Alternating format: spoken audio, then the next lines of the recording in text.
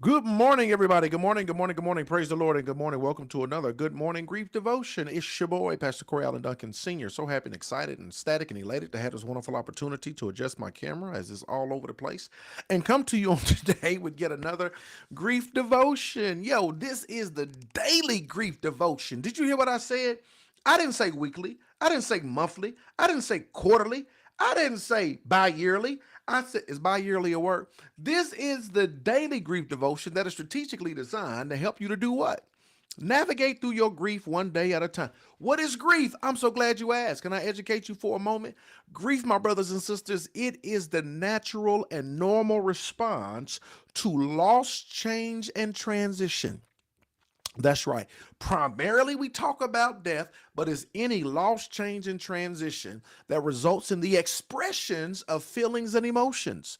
Grief is what you feel on the inside, but your mourning is what you reveal on the outside. Therefore, we don't suppress it, but we express it. We don't conceal it, but we reveal it. We don't ignore it, but we explore. We don't like it up, but we let it out. And that's why we shout, "Good morning," because mourning is a good thing.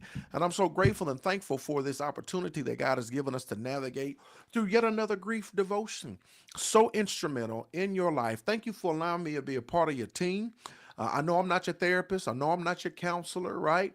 I might not be your pastor. Some of you I am. But thank you for letting me be at least be a grief coach, even if it's virtually, to have this opportunity to navigate through the grief that you are experiencing and going through in the midst of your life. I want to say thank you. I want to say welcome. I want to say let's dive into yet another grief devotion. It'll help if I had the slides. Amen. Where are the slides? Let me get the slides. I think we're going to need them. It's important. Here it is. Here it is. Here it is. Here it is. Here it is. Here it is. Today's topic. Today's topic is day 10. We're going to talk about I use goal setting to help me foster hope and healing. How you can use goal setting to help foster hope and healing. How you can use goal setting to help foster hope and healing. Let's talk about it, y'all. I'm not overcommitting. I'm not overcommit. I could just stop right there. You got to know, recognize, and understand the season that you are in. And the season that you find yourself in as it relates to grief, it's a very delicate season. And depending on where you are in your grief journey, some of us, we get addicted to busyness because we suppress and we don't want to express. Some of us, we overcommit ourselves, right? Not understanding that nothing is normal, depending on where you are in your grief journey. For some of us, nothing is normal, right? It's not. We try to go on business as usual. This is not business as usual, and you got to take some time for yourself. You have to understand the dynamic of your life and the season that you're in. That everything has changed, right? And depending on where you are in your grief journey and how deep the loss, the change, and the transition is that you've gone through, this is your season, right? Let me say it like this. This is your season to be selfish. There's a reason they tell you, and I told you this before, they tell you to secure your mask on the airplane first, right? You cannot pour from an empty cup. Some of you are overcommitting and you're pouring, trying to pour yourself out, but you're pouring from an empty cup because you are unfulfilled. You are broken. You are in a season of your life where you're really not fully functional. You're trying to function when you're not fully functional yourself. And so here it is. I am not overcommitting. Do not overcommit yourself, right? Do not overcommit yourself. Do not overcommit yourself. Do not overcommit yourself. Some of us do it because we're suppressing, so we just want to stay busy. But that means you're ignoring, you're not exploring. That means you're suppressing and you're not expressing, right? That means you're concealing and you're not revealing. Do not overcommit yourself. Number one. Number two, you can't, depending on where you are, you can't go back to business as usual. You just can't pick up things as they were and continue to move forward because there's something that needs to be done. There's some work that needs to take place. Think about it like this. If you're wounded, if you get shot or wounded in some area of your body, You don't go to the hospital, they pat you up, you leave, and you just go right back to everything that you used to do, right? No, I got this wound, I got this injury. I might be on lifting restrictions. I might not be able to walk. I might not be able to do this, that, and the other because I got this wound I got to tend to, right? I got this wound I got to deal with. We can understand that about a physical wound that's visible, right? If I got this visible physical wound, we understand how it will alter the way we move. But because grief is not a physical or visible wound, right? Because we don't see it. We feel it, but we don't see it. We try to go on as business as usual, not understanding, this alters the way you move, right?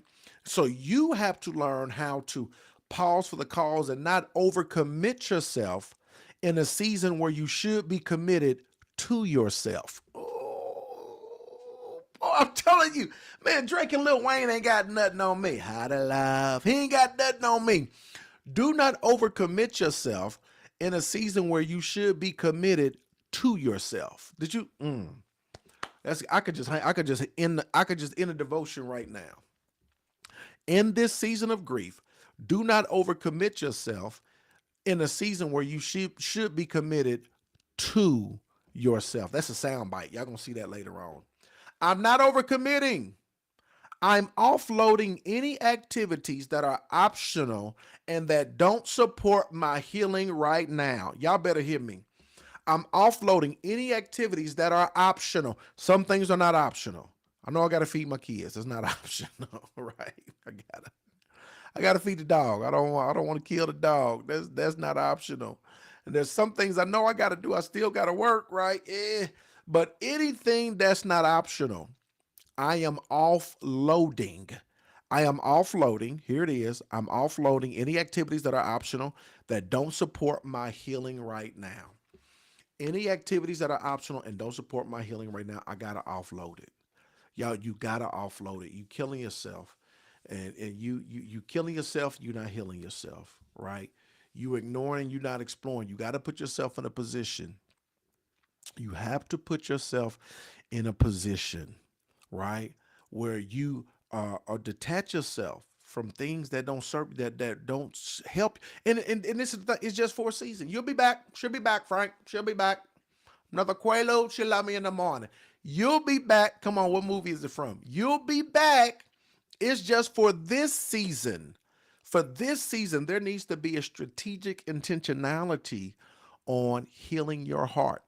There needs to be a strategic intentionality of not being addicted to busy, right? Because there is some healing that needs to take place. You'll be back. You can pick it back up again.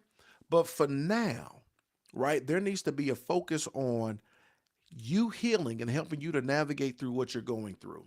So because of that, I'm not overcommitting. I'm offloading any activities that are optional and that don't support my healing right now. I'm being patient with myself and I'm freeing myself from too many expectations. Be patient with yourself. Free yourself from too many expectations.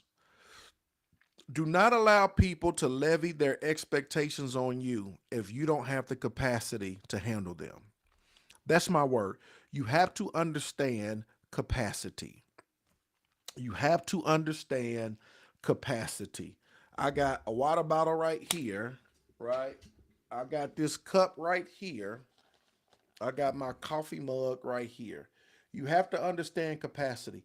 All of these containers all have a different capacity as to what they can hold. I don't know the ounces. I don't know the ounces. I can't tell you specifically how much they can hold, but they all have different capacities. They all have different capacities. You have to know what your capacity is because you may be trying to pour in something that goes beyond your capacity. And when I say I'm talking about your mental, your emotional, your physical capacity. There are some things, y'all, I'm telling you, my mindset was I had all of this stuff written out. I'm gonna finish the year strong. I'm gonna do strategic planning. I'm gonna do this. I gotta do this. I gotta make sure I got this book done. I gotta make sure I got this quarter plan. I gotta make sure I got that figured out. That was the mindset in December. And you know what? I didn't have the capacity. I didn't. Instead of focusing on doing, I just simply wanted to focus on being. Y'all hear me? Instead of focusing on doing, I just wanted to focus on being. And so this is what I did. This is what I did. I didn't have the capacity. And so I didn't allow other people to put expectations on me. Some of y'all, I got to get back with y'all. Been meeting with some of y'all. Some of y'all didn't. I didn't respond to. Forgive me. But this is the thing, y'all. I ain't had a. And I'm gonna get back with you. I didn't have the capacity. I didn't have the capacity. And I text like, yo, please, I apologize. I kind of shut down in the month of December. I'm back on the grind. I'm ready to get it in. Whether you forgive me or not, if you do, I love you, God. If you don't, I'm still sorry. But hey, I did not have the capacity. And you have to know and understand seasons in your life, what your capacity is. Don't let people levy expectations on you that you don't have the capacity to handle. I don't have the capacity to do that. And this is the thing, before that loss, change, or transition, you may have had a bit capacity to do a lot of stuff. But after it, mentally, emotionally, your capacity may be smaller. Self-awareness is everything, recognizing where you are, what you can handle. And if you don't, if it's going to cost you your mental, your emotional health, if you do not have the capacity, it's okay. You communicate that and articulate that to others. I do not have the capacity to do X, Y, and Z. I don't have it. I don't have it. I can't do it. I'm not participating.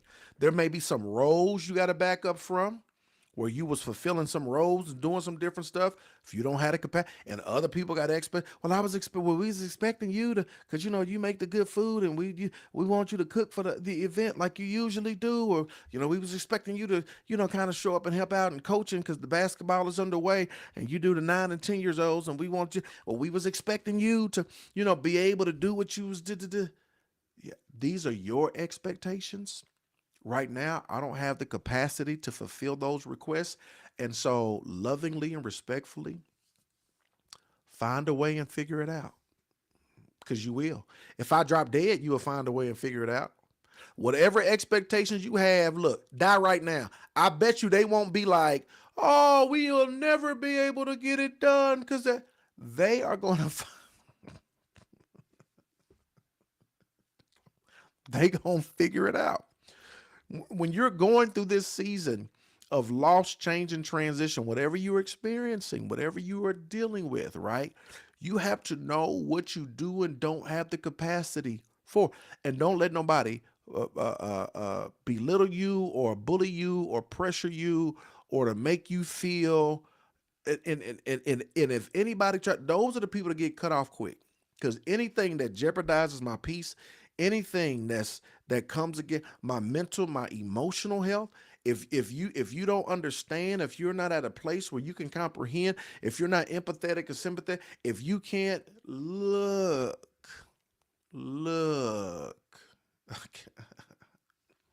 I can't do it, right? Those are the people get cut off quick. Check this out. I'm gonna read it again. I'm not overcommitting. I'm offloading any activities that are optional and that don't support my healing right now. I'm being patient with myself. Y'all, please be patient with yourself. It's a process. Be good to you. Be good to you. Be patient with you. You hear me? Be patient with you. Come on, get it together. Come on, you're not a get it. Come on, you got to get this together, Corey. Come on. No, be patient with you. The same way you would be patient with a patient, the same way you would be patient with somebody who has a physical wound. I really want to stress this point a lot because don't think we fully understand invisible wounds and physical wounds. To be Give the same amount of love and care to your invisible wounds than you do physical. When it's physical, we can understand. You can be patient with somebody that walks with a limp. You can be patient with somebody whose hip is out of place. You can be patient with somebody who's been a gunshot victim. You can be patient with somebody whose foot is in a cast, whose arm is in a cast. You can be patient because you can see their physical wound.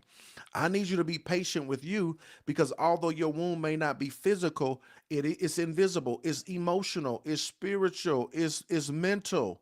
So I need you to exhibit the same level of patience to you that you perhaps would give to somebody else who has a visible wound, right?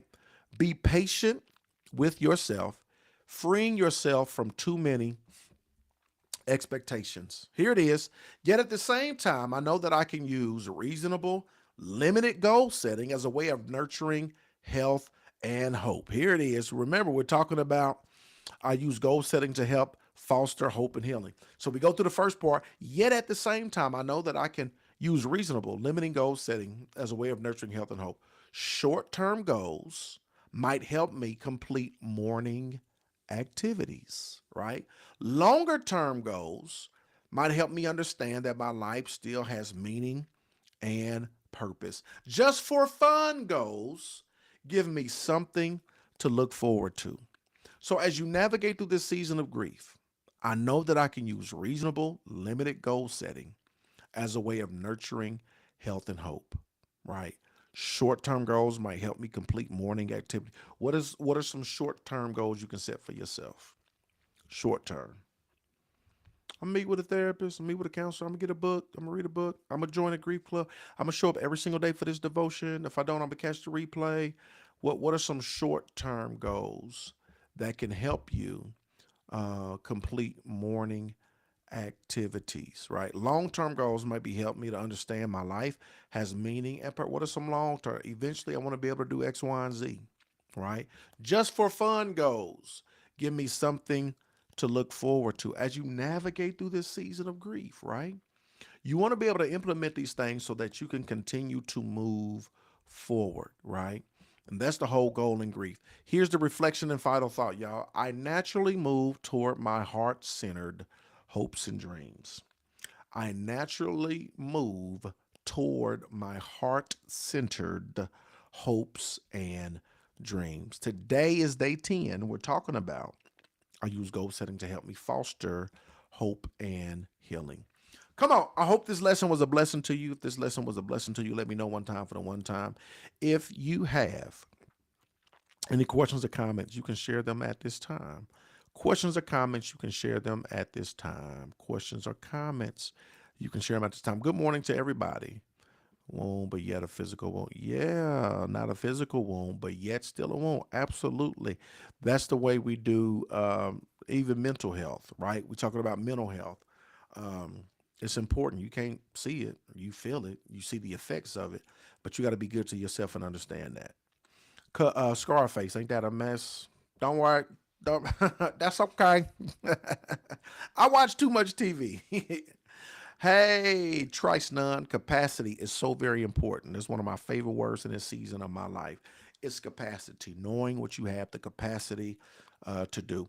I was always the type of person that I always say yes. I was always the type of person put my stuff on the back burner and make sure everybody else was taken care. I was always the type of person. I'm gonna make sure even if I'm not good, I'm gonna make sure everybody else is good. And y'all, the older you get, the wiser you get. You have to know your capacity and no is a complete sentence, right? So as to what you ever said yes to something and then got mad afterwards and you had to get up and get dressed and shower and you had to go and you had to do all of this stuff and you like, why did I say yes to this? Yeah. I pull that no trigger real quick. No, no. I pull that no trigger real quick. No, no, no. I ain't gonna be able to. No, not I. Never, never worry. November. No can do. No how. No way. No. I pull that no trigger real quick. No. Why? Because I recognize my capacity. And I'm not going to overload myself. I'm not going to overcommit myself, right? And in your season of grief, that's the way you got to be. No is a complete sentence. You don't want to overload yourself. You don't want to overcommit yourself. You got to learn how to pull that no trigger quickly. Yeah, instead of focus on doing, focus on being. Absolutely. That's another one of my favorites. Hey, Cheryl Watson. Yes, ma'am. Know your capacity. Hey, Nikisha, I totally understand that. I don't have the capacity to do that. I don't. I totally understand. I don't have the capacity. I don't have the capacity. Now they sure won't they find somebody. They'll find somebody real fast. I mean, quick, fast, and in a hurry. This was me during the loss of my mother, going and doing until I snap. And that's what happens. You get to the place where you snap. You won't overload. It's just like a circuit breaker. You got too many things plugged into a circuit, it's gonna snap, it's gonna overload, it's gonna break. The circuit is gonna pop, right? And so you don't want to do it. I needed this word this morning. So to God be the glory. I'm so glad. Keep participating in this grief class every morning. I love it. Hey, Brother Willie, I have been hurt so bad. I feel like it's good. Shot wound. I'm doing all I can, but I know God is awesome. So the morning now is helping me. I love it. I appreciate you. Keep showing up. What's going on, Brother Manson? Keep showing up. I see the bros in here. The bros in here. I really enjoyed this lesson. I will start using goals as part of my healing. I love it, Brother Michael. Awesome. Sister Pilar Patrick, good morning. How are you? She said, that's okay. I can now say no. I'm trying to tell you, no. No. I say it real quick too. I'll pull that trick back. Nope. Nope. Do you want to think about it? Nope. I don't need to think about it. Nope. Do you want to think about it? Nah, I don't want to think about it. I don't want to think about it. Can you come and preach this? Nope. Afternoon? No. No. You want to think about it? Nope. I don't want to think about it. Are you available? Nope. Can you do it? Nope. Can't do it. It's a complete sentence, y'all. I say I want to do things, and then when they get too close, it is like, nah, I think I passed. I'm trying to tell you, period. Ursula Douglas, good morning. First time from Chicago. Truly enjoyed this message. Thank you, Ursula. I'm so glad. Thank you for joining us. This is our second year of doing this grief devotion. We are here every single day at 8 a.m. Eastern Standard Time. And so thank you. And usually we're just on for 10, 15 minutes. It just got good today. But just trying to help you. Small steps lead to great distances. So if you're dealing with loss, change, or transition, stop by anytime, every day, catch the replay. We just want to assist you on your grief journey. So thank you for joining us, Ursula Douglas. Who invited you, Ursula? If you don't mind telling us who invited you, or how did you hear about it? Hey, Miss Tammy Moore, Woods Warren. I'm going to be like my grandbaby. No way. Exactly. No way. No way. Hey, Carmen Kennedy. I need an update, Carmen. I need an update. I need an update. I need an update. Dolores Ryan. Thank you, Miss Dolores. You're so awesome. Always inviting others. That's beautiful. That's beautiful. Such an awesome woman. That's beautiful. Welcome from Chi-Town. We gonna show you how we get down. Appreciate you joining. God bless you. We started talking, asking questions, and that makes it long. It does. You are absolutely right.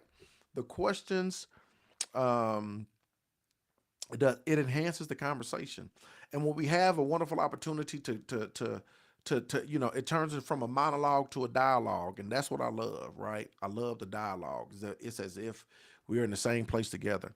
Because a lot of times people just get to listen, and throughout the devotion, you may have questions that pop into your mind, and if you don't have the opportunity to ask them, then it's like, man, And so that's part of this devotion, is having the opportunity to just ask some questions. And I don't know everything, but what we do know, we can navigate through. Just from my conversation last week, that's it. My conversation last week. I appreciate y'all. Love y'all with the love of the Lord. Look, I hope and pray that your Wednesday is wonderful. We are going to be here again. We're going to be here again tomorrow, same time. Brother Michael says, Pastor, how do I increase your capacity to avoid hurting new people in your life that you love? How do I increase your capacity to avoid hurting new people in your life that you love? I want to understand your question, Brother Michael. How do I increase your capacity to avoid hurting new people in your life that you love? If I understand your question correct, I think it's important for you to heal so that you don't hurt the new people that you love. It's important for you to heal. If you don't heal, right, they say you'll bleed on people that didn't cut you. It's important to heal, because if you don't heal, you will bleed on people that didn't cut you. And so you got to put, how do I increase my capacity? Yeah. How do I increase my capacity to avoid hurting new people in my life that I love? You got to heal. You got to heal. Because a lot of times they say hurt people, whether it's intentional, unintentional. You got to heal. You got to deal with that wound, because if you don't deal with that wound, right, then you are going to wound others. If you don't deal with the trauma that you've experienced, right, what's going to happen is it's going to start to bleed on other people. You're going to start to affect other people. And so that's why the self work is so important. That's why a counselor, a therapist, a coach, that's why this devote it brings about awareness. You can't look in the mirror in the window. You got to get out of the window and look in the mirror. When we look in the window, we see other people. We see their problems. We blame them. But when we get in the mirror, we see ourselves, right? So we can always identify what other people did or their problems, but can we identify ours? You want to be in a position where you can identify, where or and connect with skilled people. Like I said, counselors, therapists, coaches, people that can hear you and dissect and break down and help you to see you, right? That can deal with the trauma from your past and give you some wisdom for that wound. You know what I'm saying? They can give you some tools, tips, and techniques for that trauma. But you gotta heal. If you don't heal, you are going to bleed on people that did not cut you. And your character, conduct, and conversations are going to be more detrimental than instrumental, especially in the life of the people that you love and that love you. And so you got to heal. I see it all the time. Marriages, people together. If you don't deal with the trauma of your past, guess what? You're gonna bring that baggage into this marriage. You're gonna bring those wounds into, and then it becomes triggers. Well, you triggered me, and this, that, and the other, because it's stuff that you didn't deal with from your past. You didn't heal, and now it's affecting your marriage, right? I've seen parents raise kids, and because they didn't deal with their trauma, their past, now they're raising kids that have to be repaired instead of kids that are prepared because you didn't want to deal with you. You didn't want to deal with what happened, in your past. So you got to heal so that you can be healthy. Because when you healthy, everything else around you is healthy. But if you're not healed, then you're not healthy. And if you're not healthy, you're going to make other people sick. That's a sound bite. So I hope that answers your question, Brother Michael, right? It's so very important. Man, I love y'all. Appreciate y'all. It's going to be a wonderful Wednesday. I know it is. We decree it. We declare it in Jesus' name. Y'all have a wonderful Wednesday. I look forward to being back here again with y'all tomorrow. 8 o'clock, 8 a.m., same bat channel, same bat station. I appreciate y'all. I love y'all. Do not overcommit yourself. Yep, do not overcommit yourself. That's a good one as well. I'll see y'all tomorrow. Come on, y'all. Let's go.